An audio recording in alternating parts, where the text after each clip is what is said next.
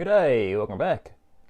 Time for album number 3 in the Taylor Swift discography. So that's we're going to be listening to Speak Now. Now I'm trying to judge the music before I listen to it, just based on the cover. It looks to be a bit more of a adult contemporary sort of style she's going for, trying to get out of that teenage. And the first album was just pure country pop, and the second one she's tried to step it up more in the pop sort of rock world, but now it looks like more of a sophisticated sort of sound. So for the beer, that means I need a fancier beer, don't I? So I've got a Stone and Wood, a hazy pale ale, juicy, vibrant, and a full-bodied finish, just like the album cover there, isn't it? So we'll go click, and there's all our song tracks. I think it's just a standard album, which I hope it is. I hope it's not about 20. I hope there's not 20,000 bonus tracks. Well, it keeps going, doesn't it? Well, it looks like there is 20,000 bonus tracks. So I'm just going to stop where the original album stopped, and if I can pick something up that this reminds me of, something that's in my own personal wheelhouse or taste, or if I see a songwriter or a producer that I know, I'll listen to that album directly after this, and we'll compare the two, and I'll let you know what I think.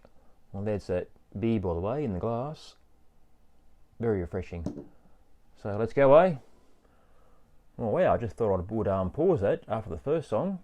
Geez, that's a cracker. That's the best Taylor Swift song I've heard so far. And this is the, just pen that down a bit. That's the, where are we? That's the pop mix. And that's probably the hardest rocking song I've heard of her so far. So I wouldn't mind hearing what the normal mix is like. Yeah, good stuff. Okay, we'll keep it rolling. And I should just add, that's, actually written by Taylor Swift herself. So that's even more impressive. Well done. Well, there we go. Just listen to Taylor Swift full album. Speak Now. Now I stopped it at the Last Kiss.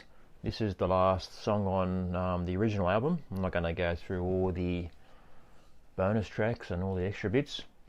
The album's is long enough how it is in the original form. So after a good start, I really enjoyed that first song. It sort of brought the rock side into it, which is what I'm more into. You could hear the real drums and bass, guitar, and all the good stuff. But then it sort of, got to be honest here, became a bit tedious. Sort of just dragged on. Just every song blended into the next one and sounded very, very samey to me. I started to sort of drift off a bit, and I was on my iPad here and looking at stuff on Facebook and whatever. So that's not a good sign. But so not sure what to make of it. So I do appreciate that. She's taken a bit more of a rock approach here, but I can also see why she's become so popular. Especially the first album, which is pretty much pure light country, I'd call it. Very girly, sort of light country style. That would have got that sort of crowd involved, and then she went into a more pop country vein, which would have got that, that really big audience involved, which is really into that sort of stuff, or the Carrie Underwoods and all that sort of gear. And then she's gone into a more rock sort of vein, which has got that Pink crowd involved. So definitely she's got a massive marketing team behind her, which is pushing her in these directions. But so listening, trying to think of what this reminds me of. Really not much in particular. But today is the unfortunate passing of Ace Frehley from Kiss, an absolute rock icon. So I'm going to listen to a Kiss album. And I'll see how this compares directly straight after I've listened to this Taylor Swift album. So stay tuned and we'll let you know how that goes. Wow, that is rock and roll, baby. As soon as you put that on, that first track, I Want You. Oh, there it is there. Bang! Away she goes. Well, it starts off, that's the track for the first couple of seconds, starts off pretty slow, but then goes bang in your face. The guitar riffs. Ace Frehley's guitar riff straight off the bat. Thanks for coming.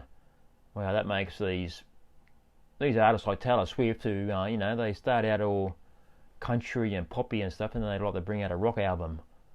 But seriously, are they even listening to this sort of stuff? This is from 1976. Man, it sounds bigger, ballsier, better production. Everything is just so much better. The songs are just clean, precise, to the point. Look, bang, 10 tracks, killer. These new albums, they got like 22 tracks, and they're just all the same. Man, come on. Gotta love this sort of stuff. Calling Dr. Love. Every song in here is a cracker. The hit songs will be the worst song. I Like Woman, that's your classic Peter Criss ballad. Sort of slows things down a bit, but it's still better than what's on the Taylor Swift album, that's for sure. Oh man, unbelievable. Of course, there's probably a bit of nostalgia involved in this. This takes me back to my childhood. Playing this in the lounge room of my neighbour's place at a town in Sydney, Australia, called Greystanes. Back with the Clarks. We used to get the cricket bats out and the tennis rackets, and get the cushions and use them as drums. But try to dress up as much as we could. But awesome stuff. So definitely, this is the winner today. The classic rock album, Kiss, Rock and Roll Over. Awesome stuff. Rest in peace, Mr. Ace Frehley. Well done.